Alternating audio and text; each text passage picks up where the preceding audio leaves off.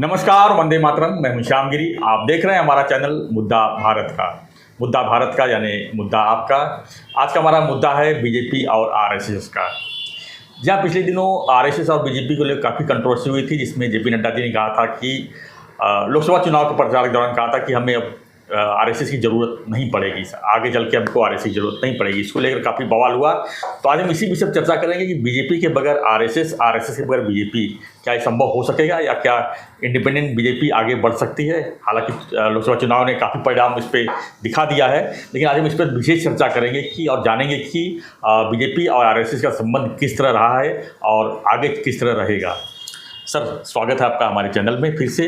क्या कहेंगे sir, BJP और आरएसएस की जो कंट्रोवर्सी बनी हुई है इस समय, उसको लेकर लोग काफ़ी कंफ्यूज हैं कि आखिर में हो क्या रहा है ये। क्या बीजेपी इतनी आगे बढ़ चुकी है कि अब उसको आरएसएस की ज़रूरत नहीं है? क्या आरएसएस को ऐसा लगता है कि बीजेपी हमारे से अलग हो चुकी है? दोनों बातें हैं इसके अंदर, आप जरा इसको समझाइए अपने हिसाब से। नमस्कार और वंदे मातरम। देखिए, आपने जो अभी कहा जी कि जेपी नड्डा जी ने लोकसभा चुनाव के दौरान एक स्टेटमेंट किया जिसकी वजह से काफ़ी कन्फ्यूजन पैदा हुआ है। बिल्कुल। तो मैं यहाँ पे एक चीज़ थोड़ा स्पष्ट करना चाहता हूँ कि ये जेपी नड्डा जी ने जो स्टेटमेंट कहा, तो वो आउट ऑफ कॉन्टेक्स्ट जिस तरीके से पेश किया गया और उसकी कंट्रोवर्सी क्रिएट की गई मीडिया की तरफ से। जी। जेपी नड्डा ने जो क्या कहा था मैं आपको बताता हूँ। जेपी नड्डा जी ये कह रहे थे कि बहुत साल पहले जब बीजेपी के पहले का अवतार था जनसंघ, तो उस वक्त का जनसंघ एक छोटी राजनीतिक पार्टी थी, और उसके बाद में जब 80 साल में बीजेपी बनी तभी भी वो एक छोटी पार्टी थी। जी। तो उस वक्त राष्ट्रीय स्वयंसेवक संघ की तरफ से प्रचारक भेजे जाते थे उस वक्त के जनसंघ में, और 80 साल की शुरुआत में 90 साल तक भारतीय जनता पार्टी में, 80-90 के दशक में, 80-90 के दशक में। जी। अभी वो क्यों भेजे जाते थे? तो पार्टी बांधने में जो नेतागण हैं उनकी मदद करें, और संगठन सशक्त करने के लिए जो योगदान एक प्रचारक करके उनका जो अनुभव है उससे हो सकता है, वो अनुभव प्रदान करने के लिए ये लोग आते थे।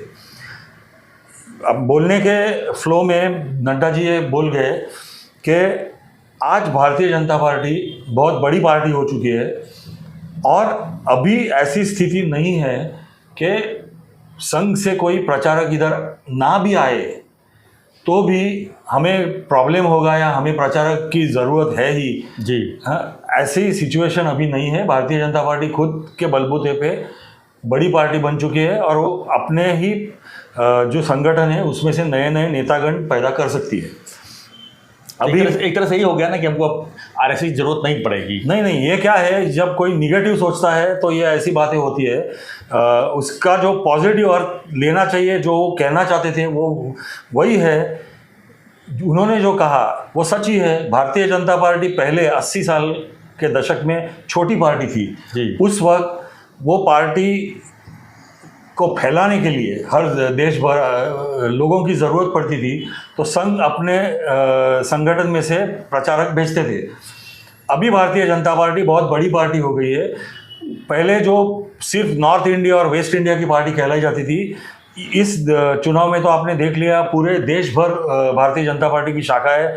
भारतीय जनता पार्टी कश्मीर से लेके कन्याकुमारी तक उनके खासदार चुन के आए हैं। लेकिन नैनी जी, यहाँ पे मैं रोकूंगा आपको कि जितने भी बड़े बड़े लीडर आज भी हैं, जो स्टार प्रचारक से लेके जितने बड़े लीडर वो सीएम तक लेके सब आरएसएस से निकले हुए लोग हैं। तो ऐसा जेपी नड्डा कहने की जरूरत क्या पड़ गई कि अब आरएसएस की जरूरत नहीं पड़ेगी? नहीं, ऐसा है। जेपी नड्डा ने कहने की ज़रूरत पड़ी ऐसे मैं नहीं कहता हूँ। जेपी नड्डा को इंडियन एक्सप्रेस न्यूज़पेपर है, उनका पत्रकार को इंटरव्यू दे रहे थे।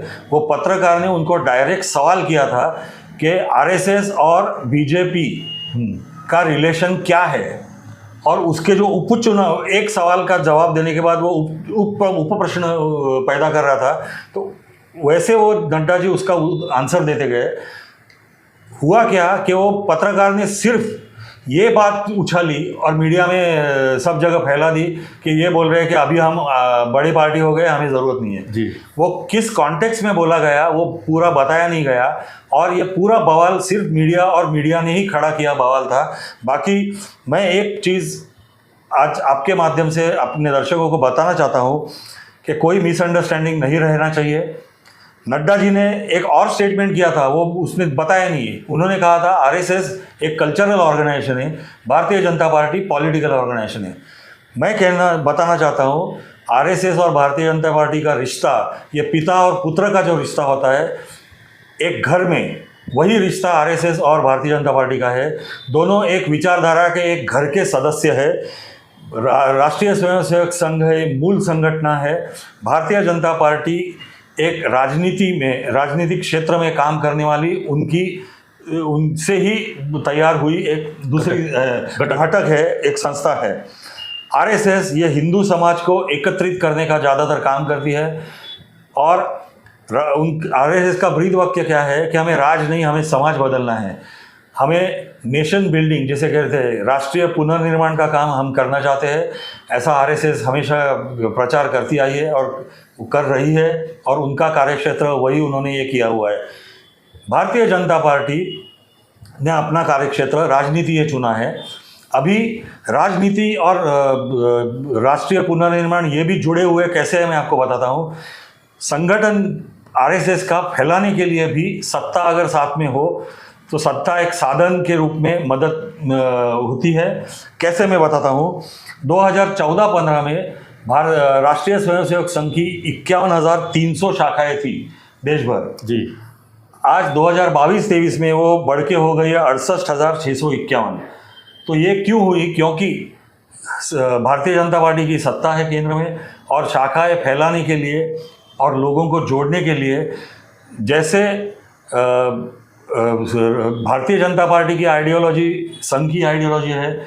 कुछ लोग जुड़ते हैं क्योंकि उनको भारतीय जनता पार्टी के थ्रू काम करना रहता है, इसलिए संघ शाखा में आते हैं। कुछ लोग कोई दूसरी क्षेत्र में है, समझो भारतीय मजदूर संघ, तो मजदूर संघ के लोग आते हैं। तो ऐसे सारे घटक एक साथ में जब होते हैं तब जाके शाखाएं बढ़ती है। जैसे मैंने कहा सत्ता एक साधन है, तो साधन का उपयोग, साधन की मदद शाखाएं और अपना विस्तार फैलाने के लिए राष्ट्रीय स्वयंसेवक संघ को ज़रूर हो रही है। अभी मैं आता हूँ दूसरा एक पॉइंट के ऊपर, जो आपने भी अभी कहा आपके शुरुआत के वक्तव्य में, कि इस चुनाव में 303 से लेके घट के भारतीय जनता पार्टी की 240 सीटें हो गई। जी। उसका दोष भी कुछ लोग राष्ट्रीय स्वयंसेवक संघ को दे रहे हैं कि संघ के स्वयंसेवकों ने भारतीय जनता पार्टी का काम नहीं किया, इसके लिए भारतीय जनता पार्टी की सीटें कम हो गई। तो मैं आपको एक बात स्पष्ट करना चाहता हूँ, संघ स्वयंसेवक कभी भी, इतने सारे सालों का मेरा अनुभव है, मैंने जो देखा है, वो कभी भी फील्ड में आके किसी भी पार्टी का प्रचार नहीं करते हैं। उन्होंने सिर्फ 2 बार ऐसा प्रचार किया। पहली बार था 1977 में, जब इमरजेंसी आपातकालीन स्थिति लगी थी।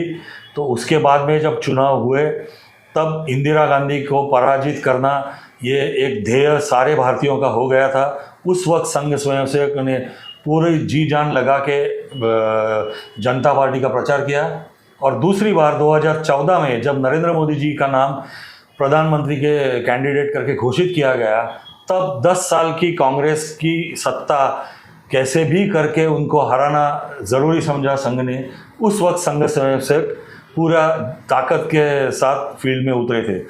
इसके अलावा कोई भी इलेक्शन में संघ स्वयंसेवक पूरी ताकत से फील्ड में आके कोई भी पार्टी का प्रचार नहीं करते हैं। अभी एक चीज़ और मैं बताऊं, समन्वय जो होता है भारतीय जनता पार्टी और आरएसएस में, वो समन्वय 24/7 इंटू 365 डेज हमेशा डायरेक्ट इनडायरेक्ट समन्वय उनका शुरू ही रहता है, साल भर के लिए, हर दिन, हर मिनट। जी।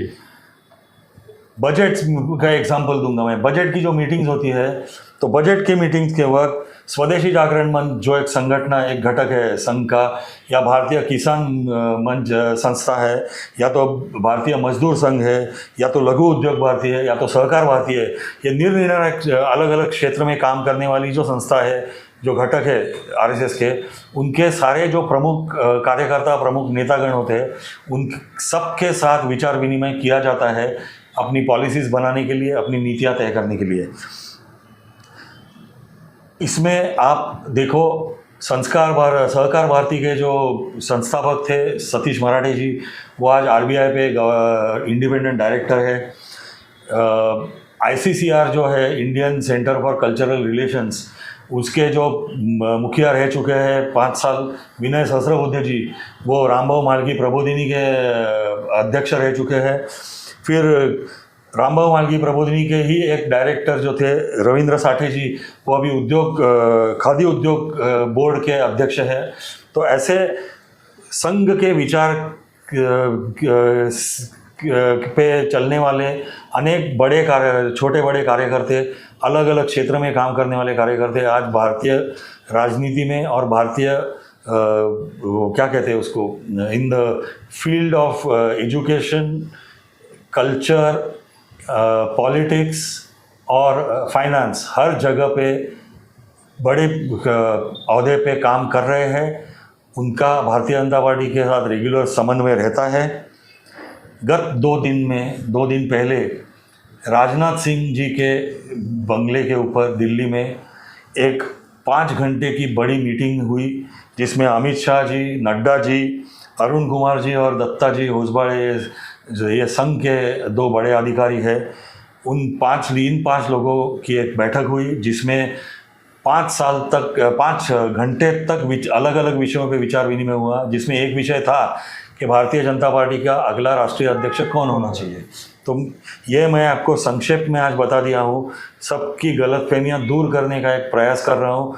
भारतीय जनता पार्टी और राष्ट्रीय स्वयंसेवक संघ एक ही विचारधारा के ये है, मूल पेरेंट बॉडी राष्ट्रीय स्वयंसेवक संघ है। BJP is the political offshoot of RSS, और दोनों में सही तालमेल, सही समन्वय है।